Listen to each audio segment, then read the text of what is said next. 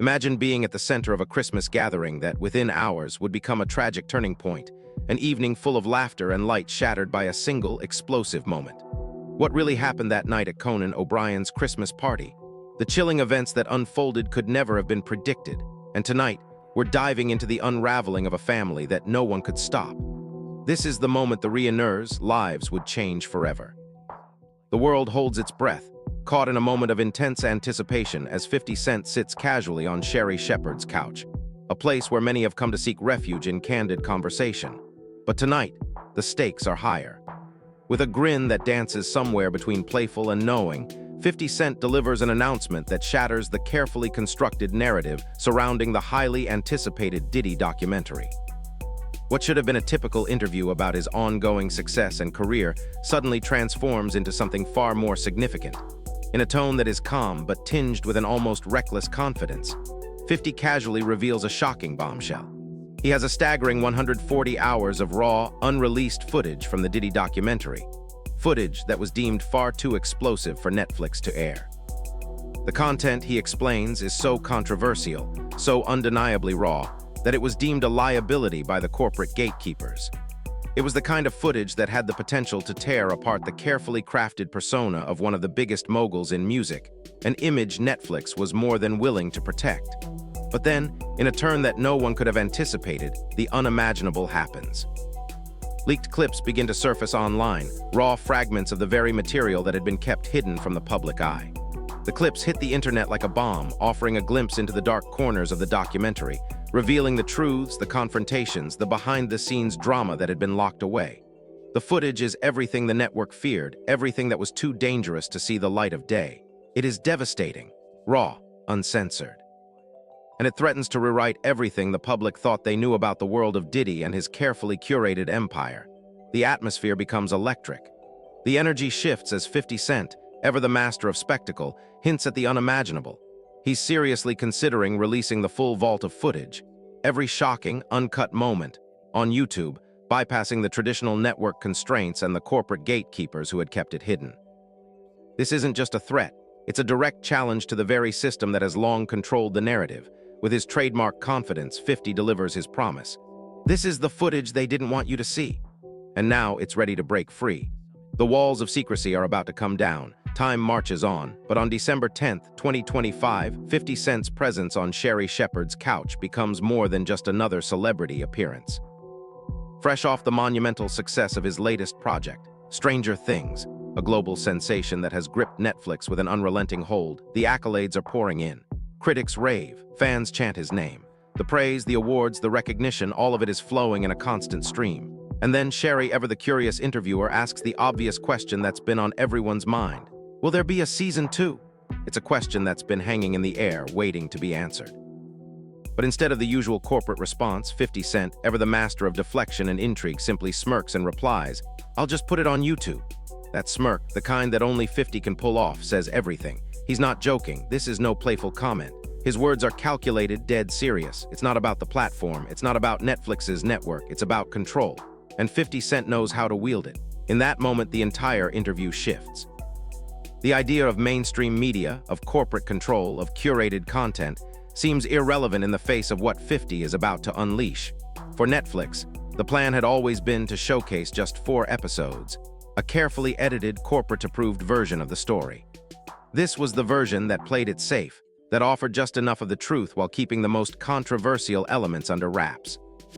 But what the public didn't know, what no one could have imagined, was that the documentary team had been sitting on a mountain of footage far more dangerous than anything that had made it to the final cut. This wasn't just documentary footage. This was raw truth, unfiltered, uncut, and untouched by the corporate hands that sought to shape it. It was the kind of footage that could shatter the narrative, challenge everything people believed about the subjects involved, and ultimately change the course of the story forever. And now, with the world watching, 50 Cent was ready to set it free, ready to throw a NCH into the polished, packaged version of reality that the corporate world had tried so hard to maintain. No more filtered stories, no more safe narratives. The real story, the one that had been locked away, was about to be unleashed for the world to see. It wasn't just a promise, it was a declaration. The world wasn't going to watch the documentary as Netflix wanted them to see it. Instead, they were going to watch it on 50 Cent's terms, on YouTube. This wasn't just about a documentary, it was about rewriting the rules. A new kind of power, a new kind of control. And the world, it was waiting to see if 50 Cent would follow through. Everything couldn't make it, 50 Cent explained during his appearance on Sherry Shepherd's show, his voice calm but laced with an unspoken intensity. It was only 4 episodes, and with so much material you had to pick and choose what made the cut. What viewers didn't know was that the editing room, the space where every frame is dissected, had become a goldmine of discarded footage, 140 hours of untapped raw content. It was footage deemed too sensitive, too volatile, and too dangerous for mainstream release. The confirmation came directly from 50 Cent's Instagram, a response to the growing speculation surrounding the unreleased material. Correct. There is 140 hours of footage, he confirmed to his followers. This treasure trove still exists, sitting somewhere locked away, and someone, most likely 50 Cent himself, holds the key. The question is, when will it be unleashed? I don't understand why he filmed himself, 50 remarked, reflecting on Diddy's obsession with documenting his every move. But I'm glad he did. The weight of those words hung heavily in the air.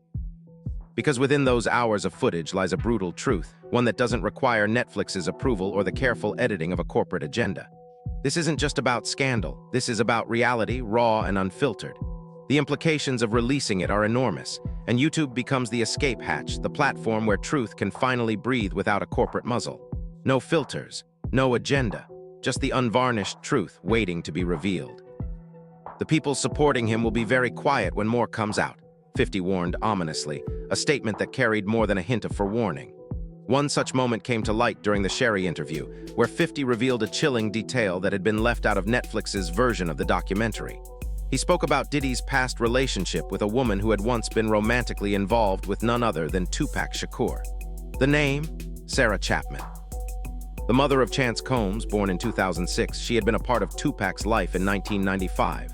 For 50 Cent, this wasn't just an isolated piece of information. It was part of a larger, disturbing pattern. Diddy had a history of pursuing relationships with the exes of dead rivals. It turned personal conquest into something far darker, a move that until now had remained in the shadows.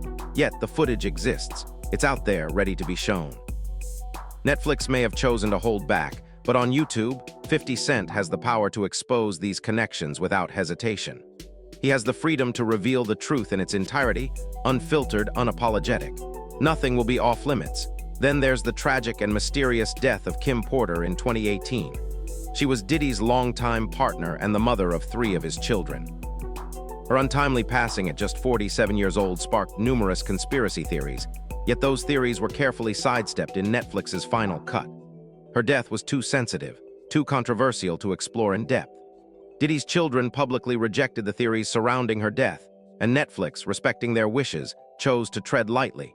But even with that respect, unanswered questions remain, questions that 50 Cent might hold the answers to in that vault of footage he guards. The world still doesn't know everything about what really happened to Kim Porter. And while the documentary might avoid the details, 50 Cent's unfiltered footage could change all of that. What the network left out, 50 Cent could finally release, bringing those questions to the forefront and allowing the public to form their own conclusions.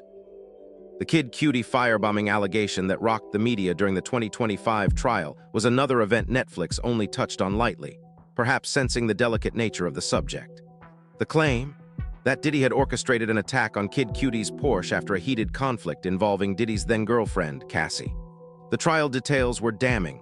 Mentions of a Molotov cocktail, a failed ignition, and forensic evidence all pointed to Diddy's possible involvement. But Netflix, ever cautious of its corporate image and legal ramifications, chose to minimize the story. They downplayed it, citing the lack of definitive proof and potential legal complications. But 50 Cent might be ready to change all of that. Crucial witness testimonies, the raw footage from the scene, may all be waiting to be revealed. Footage that could bring the truth to light without the censorship or editorial restraint imposed by corporate giants like Netflix. On YouTube, nothing is off-limits. No lawyer's approval. No corporate agenda. Just the full, uncut version of the story. 50 Cent's stance is clear. The truth, in all its unfiltered, controversial glory, is ready to be released. And when it does, the world will be forced to reckon with the reality that Netflix and the public never saw coming. The countdown has begun, and YouTube may soon become the stage where everything they didn't want you to know is revealed in its raw, unedited form. The truth is no longer hidden. It's on the verge of being set free. And then there's the infamous 50 Cent versus Diddy feud, a nearly 2-decade-long saga of public tension and rivalry that has shaped much of the narrative surrounding both men. But if you were to rely solely on Netflix's documentary, you'd never know it existed. The documentary completely omits any mention of their long-standing feud. For 50 Cent, however, it's always been about professional restraint, keeping the focus on Diddy's alleged crimes without allowing their personal history to overshadow the documentary's integrity. Netflix, with its corporate oversight, demanded objectivity, requiring the narrative to remain sanitized and devoid of the personal animosities that simmered beneath the surface. But YouTube operates on an entirely different set of rules. On YouTube, 50 Cent has the freedom to dive headfirst into the personal history that has defined his relationship with Diddy, a chance to expose the raw, unfiltered truth about their rivalry and explore why this documentary has been pursued so relentlessly by him. For 20 years, I've been uncomfortable with him suggesting he takes me shopping, 50 Cent confessed in a candid interview. That seemingly small comment, the sting of betrayal, carries a weight far greater than anyone ever realized. For 50, this pursuit of truth is deeply personal. It's tied to a sense of injustice that's haunted him for decades, something that goes beyond business or fame. It's a real, raw wound that has never fully healed, and now, for the first time, he has the platform to confront it head-on. The documentary briefly touches on the notorious Tupac Shakur murder case, mentioning Keith D's confession and the involvement of Eric Von Zip, but it stops short of fully exploring the alleged conspiracy surrounding Diddy's potential role in the murder. But there's more footage, more explosive material, still sitting in 50 Cent's vault. Additional witness testimonies, financial documents, and a wealth of untold stories that Netflix simply couldn't include due to time constraints, legal risks, and editorial restrictions. Yet on YouTube, the story doesn't need to be cut short. 50 Cent has the power to offer a deeper dive, to showcase the uncut truth, the side of the story that Netflix was too cautious to air. Netflix's editorial decisions were based on the delicate balance of maintaining journalistic integrity while mitigating the risk of legal fallout. But 50 Cent's 140 hours of footage are too hot, too raw, and far too controversial for the corporate world to handle. Now, uncensored and unfiltered, it's ready to be revealed to the world. The truth, no longer shackled by the constraints of corporate networks, is ready to breathe. And then there are the white parties, those legendary over-the-top gatherings hosted by Diddy from 1998 to 2009. These parties were the stuff of Hollywood legend, attended by the likes of Justin Bieber, Leonardo DiCaprio, and a slew of other celebrities. The parties were extravagant spectacles, attendees dressed in all-white attire, stilt walkers towering over the crowd, pool swings adding an air of surrealism to the event. But what really went on behind those closed doors? What parts of those wild nights did Netflix choose to hide from the public eye? Footage from these events exists, locked away in the vault, waiting to be exposed. What did Netflix deliberately avoid showing us? Cassie's testimony during the 2025 trial added another layer of complexity to Diddy's story. She revealed harrowing, painful details about the abuse and coercion she allegedly suffered during her time with Diddy. It was raw, it was fresh, and it was legally complicated, too much for Netflix to touch. Yet with the public release of trial transcripts, those details are now a matter of public record. YouTube, as a platform, offers the perfect opportunity for 50 Cent to bring these events into the light, without fear of censorship.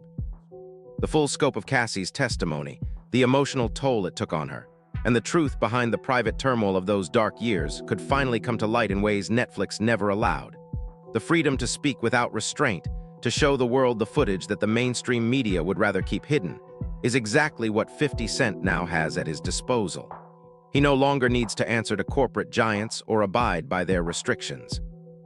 The vault of truth is ready to be opened, and YouTube will be the platform where it all spills out for the world to see. In the end, 50 Cent isn't just exposing Diddy's darkest secrets. He's unraveling a narrative that has been carefully curated for decades. And as he pulls back the curtain, the full scope of what has been hidden will come to light in ways no one could have predicted. I witnessed it myself, the sharp, raw disrespect in Nick's voice as he spoke to his father, a level of contempt so startling it left an indelible mark on those who were present.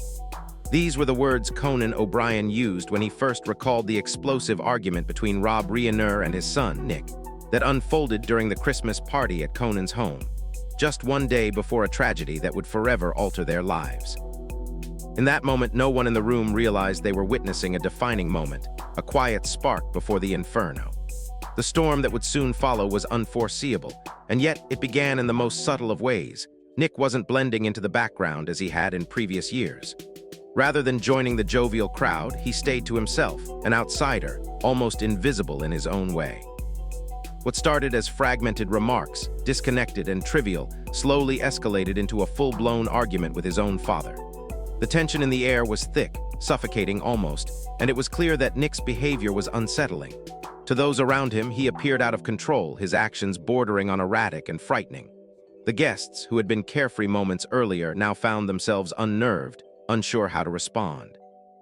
Nick, it seemed, had lost his grasp on reality, and as he began to unravel, so too did the peaceful evening. So what truly happened that fateful Christmas night? Let us retrace the moments as seen through the eyes of those who were there, those who bore witness to the unraveling of a family, the beginning of a tragedy that no one could have stopped, even if they had tried. It was a night that, in hindsight, served as a warning, an early tremor before the quake. But before we delve deeper into the story, if Rob Reiner ever impacted your life in some W, I take a moment to leave a quiet tribute, a heart for the man, for his legacy, and for the lasting imprint he left on those who knew him. For years, the annual Christmas party at Conan O'Brien's home had been more than just a gathering. It had been a rare sanctuary in the often toxic world of Hollywood. It was an oasis amidst the madness, a place free from the rumors, the carefully crafted images, and the intense scrutiny of public life. Conan had safeguarded this event, ensuring that it remained a true escape, a chance for those who had lived under the unrelenting glare of fame to reconnect with their humanity, if only for a brief moment. For those who had attended over the years, the memories of that atmosphere were vivid. The faint scent of pine wafting through the air from the Christmas tree, the scotch being poured slowly, the laughter echoing as old stories were revived. There were no cameras, no probing questions, no performances to uphold, just the rare luxury of safety in a world that often offered none. But this year, everything was different. No one in that house could have imagined that what had been a night of warmth, camaraderie, and quiet luxury would soon give way to something far darker, a tragedy so powerful it would shake Hollywood to its core. Just one day after the party, on December 14th, 2025, Rob Reiner and his wife were found dead in their home. The discovery sent shockwaves through the industry. Their son, Nick, was quickly named as the primary suspect, and an investigation was launched into what had been a seemingly unimaginable event. From that moment on, the memories of that Christmas night, the laughter, the clinking of glasses, the scent of pine that once seemed so comforting, were forever tainted by the chilling reality of the tragedy. What had been a night of warmth and familiarity was now clouded with horror and disbelief. The joyful sounds of the evening were drowned out by the deafening silence of shock. What had once been a carefree celebration was now a memory soaked in sorrow. It was for this reason that Conan O'Brien, years later, chose to speak publicly for the first time about that night, to recount the evening that had been permanently etched into his mind. In that moment, Conan did not speak as a comedian crafting a punchline or guiding a narrative with humor. His voice was soft, measured, and deliberate, as though he was carefully choosing each word, knowing the weight they would carry. He spoke with a gravity that matched the sorrow in his heart, as if he were reliving the very moment when everything began to unravel. And it all began with one simple moment, the moment the door opened. As the door swung open, a hush fell over the room. It wasn't dramatic or loud, but something shifted in the atmosphere. Rob Reiner entered, followed by Michelle and their son, Nick. And in that instant, something was different. The room, which had once been filled with warmth, now felt heavy, as though the air had suddenly thickened. There was no outward sign of disturbance, no exchange of uneasy glances between guests, yet everyone in the room seemed to sense it at once. The change was palpable, a subtle, almost imperceptible shift in the energy, as if someone had flicked a switch and turned off the warmth that had been so present just moments before. Rob, still wearing his familiar warm smile, did not look at ease. His smile, though genuine, seemed to come with effort. It was brief, fleeting, and quickly replaced by something that seemed to speak more of restraint than comfort. Conan would later recall that Rob's eyes, which had always been relaxed and familiar, were now tense, searching the room not for familiar faces but for something else, something that clearly had him on edge. He didn't enter the party like a man looking to enjoy himself. Instead, it seemed like he was checking, constantly assessing whether everything was okay, whether things were under control. He entered the room, but not as a man eager to embrace the festive atmosphere. He entered as a man carrying something heavy, something troubling. In stark contrast to his father's restrained demeanor, Nick stood apart. He did not blend into the crowd like the others. While the guests gathered into small groups, laughing and talking, Nick moved slowly, almost aimlessly, through the room. His eyes swept over everyone, but they never lingered on anyone for too long, as if he were scanning the room, measuring each person, assessing them in a way only he could understand. Guests later remarked that it was as though Nick wasn't just looking at the people in the room, but positioning them, placing them in some invisible hierarchy in his mind. He stopped in front of a well-known comedian, offering no handshake, no greeting, just an unsettling question. "Who are you?" "Are you famous?" The way he said it was calm, too calm. There was no anger, no mockery in his tone, but it was precisely this calmness that made the air grow heavier, more uncomfort. Able people in the room understood immediately that Nick wasn't asking out of ignorance. He was asking to unsettle. He was making a statement. He was rejecting everything his father had built, everything that had been done in the name of family and legacy. This wasn't an accidental outburst. It was a deliberate challenge, a statement of defiance. A quiet proclamation that nothing mattered, that none of this was real to him. From across the room, Rob observed, and while he did not immediately intervene, it was clear from his clenched fist and the whiteness of his knuckles around his glass that he wasn't simply embarrassed. He was scared. He wasn't just witnessing his son's rebellion. He was witnessing the unraveling of everything he had tried to protect. And in that moment, the reality hit him hard. The warmth of the holiday gathering, the security of his family, the image he had spent his life building, all of it was slipping away. The son he thought he was protecting was no longer the boy he knew. The gravity of that realization settled heavily on his heart, and the festive scene in front of him, which had once held so much promise, became the backdrop to a personal tragedy that no one in that room could have anticipated. As Rob Reiner entered the room with his wife, Michelle, and son, Nick, the atmosphere shifted instantly. The once lighthearted and joyous energy that had filled the room now felt heavy, as though a sudden and invisible weight had descended upon everyone. No one spoke, no one exchanged knowing glances, but the change was unmistakable. It was as if someone had unknowingly switched off the warmth that had been present just moments before. Rob, still wearing his signature warm smile, seemed different. That familiar, easygoing expression that had always been so welcoming now appeared forced, fleeting, like something he was trying to hide. It was there, then gone, as if it didn't belong. Conan would later recall that Rob's eyes, usually so relaxed and friendly, were now tense, strained. Rob wasn't seeking the comfort of familiar faces or the usual camaraderie. Instead, he scanned the room not to join the festivities, but to check for something beyond the surface of the party. He didn't enter to mingle. He entered with an unspoken sense of foreboding, as though something was terribly wrong and he knew it. As Rob tried to maintain his composure, another presence in the room began to draw subtle attention: Nick. Though physically present, Nick didn't blend in with the gathering. While the other guests formed clusters, laughing and reminiscing, Nick moved slowly through the room, alone. His eyes swept across the crowd, never pausing to focus on any one person for too long. His movements weren't those of someone enjoying a social event. They were calculated, deliberate, almost as if he were surveying the scene with a detached, critical eye. Some guests later recalled feeling an unsettling sensation as they caught his gaze. It wasn't that they felt watched. Rather, they felt positioned, as though Nick was measuring, categorizing, and assessing them in a way that was difficult to articulate, but impossible to ignore. Then he stopped in front of a well-known comedian who was absorbed in a conversation. Nick didn't offer a handshake, didn't exchange pleasantries. He simply looked at the man and asked, in a tone that was too calm, too deliberate, "Who are you? Are you famous?" The calmness in Nick's voice sent an eerie chill through the room. There was no hostility, no sarcasm, just a cold, unsettling inquiry. The lack of warmth in his words made the atmosphere heavier, as if the very air had thickened with tension. And that was the key. Nick wasn't asking because he didn't know. He wasn't confused about who this man was. He was asking to disrupt. He was rejecting everything his father had spent a lifetime building.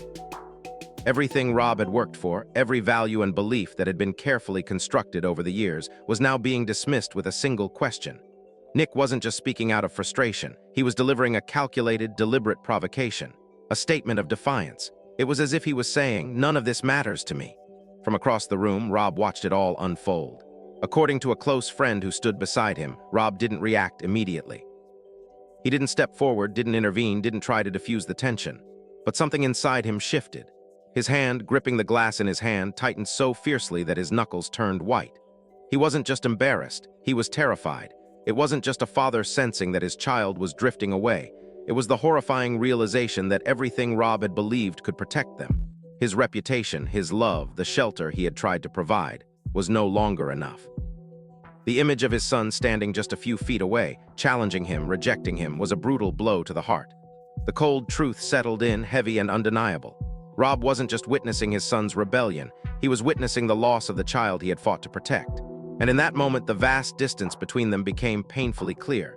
He was losing Nick, and there was nothing he could do to stop it. As the argument escalated, Nick's voice grew colder, more fragmented. His words, once sporadic, became deliberate challenges, each one more cutting, more defiant. It was as if he were systematically deconstructing everything his father had worked for, everything Rob had ever believed in. Every ounce of respect that had once existed between them seemed to fade away. Nick turned to Rob directly, no longer bothering to maintain the semblance of politeness. "You're always talking about family values," Nick said evenly, his voice steady, but tinged with something darker. "But everything has already been arranged for the people you believe are deserving." Rob's response came quickly, almost reflexively, like a father who had heard this argument before, time and time again. His voice wasn't that of a director managing a cast of characters.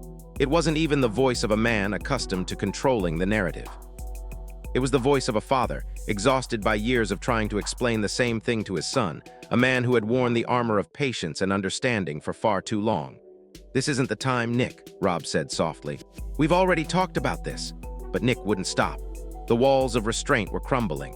The anger and frustration that had been building for years spilled out in a rush of words, each one more bitter than the last. He wasn't just challenging his father's authority. He was challenging everything Rob had ever stood for. And as the words flowed, Rob stood there, helpless, watching as the distance between them stretched impossibly wide. The tension in the room continued to build, but what was more profound was the silence between the lines. Nick wasn't just rebelling. He was declaring war not just on his father, but on everything that his father had built. The moment that had begun with a single question, "Who are you? Are you famous?" had now become the catalyst for a much larger, much darker unraveling. "This isn't the time, Nick," Rob said, his voice tinged with a desperate attempt to keep the peace. "We've already talked about this." But Nick, unyielding, wouldn't back down. The tension in the room grew as Nick brought up money, control, and the decisions that, according to him, had been made without his consent. He spoke of wills, assets, and power being placed in the hands of people he believed had no right to decide his future. His words were sharp, cutting through the room like a blade. "You're preparing everything for a world without me," Nick declared, the anger in his voice unmistakable. "You always have." It wasn't just anger. It was years of frustration, resentment, and deep-seated pain that had been simmering for far too long. Michelle, sensing the increasing hostility, stepped in. She placed a hand gently on Nick's arm, her voice soft, almost pleading. "Nick, not here, please," she implored, trying to diffuse the growing tension, but Nick didn't even flinch. Instead, his gaze locked onto her with such intensity, so cold and piercing that she instinctively recoiled. The sharpness in his eyes was unnerving. In that instant, something fundamental shifted. Michelle, the calm mediator in the room, Indeed, herself powerless. She stepped back, uncertain and shaken. Rob, who had always been the one to steady the situation, now stood frozen, helpless. His ability to control the room, his ability to guide and protect, had suddenly dissolved. He stood there motionless, a father listening to his son's words, and in that silence, the familiar tools of reason, authority, and love became meaningless. Conan O'Brien, who had been quietly observing from the sidelines, later reflected on the moment. He didn't see just a typical family argument. What he witnessed was something far more profound, an overwhelming psychological pressure, as though one person was deliberately pushing the other two into a corner with no way out. It wasn't violence. It wasn't physical confrontation. It was the sheer weight of words and emotions pressing down, suffocating everyone in the room. There were no physical restraints, no fists thrown. It was the feeling that no matter what choice was made, no matter what direction they turned, it would all be the wrong one. The argument didn't resolve with a loud bang, a dramatic outburst. It ended in exhaustion. Nick, having said his piece, turned away first, his back to his father. Michelle followed closely behind, her face drained of color, the emotional toll of the moment evident on her face. Rob remained standing for a few seconds longer, as if he needed to confirm, to accept that everything that had just happened was real.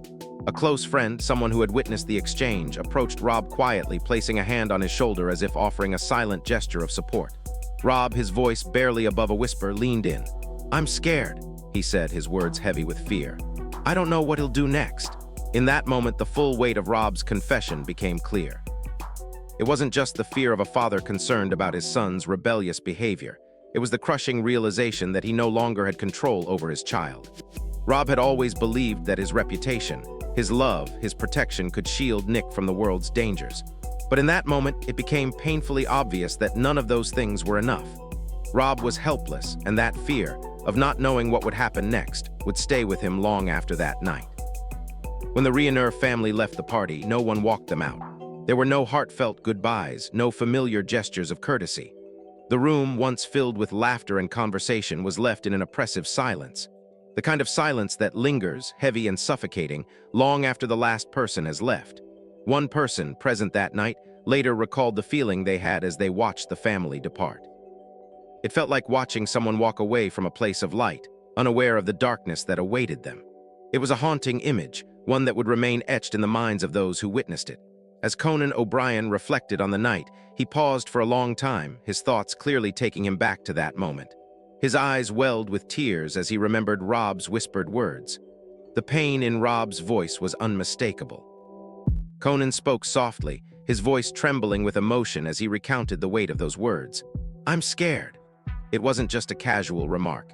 It was the vulnerable cry of a father who had come to the painful realization that he could no longer protect his child, that he no longer knew how to fix what was broken.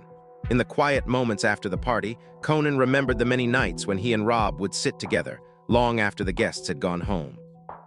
Rob, a man of few words, would speak about Nick. And when he did, his voice would grow heavy, burdened by a fear that never seemed to go away. It wasn't the fear of a celebrity, Conan noted. It was the deep, raw fear of a father who felt his child slipping through his fingers, someone who was powerless to stop it.